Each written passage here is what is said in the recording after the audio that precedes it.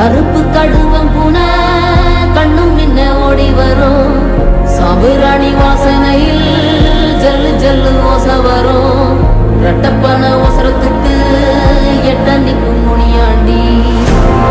வள்ளிதா கத்தோம் சத்தம் பணஞ்சால காத்து சத்தம் திருநாயின் ஊழ சத்தம் தெரியாத ஏதோ சத்தம் குடுப்பக்கார சொல்லும் குரளி வித்த கதையில்ல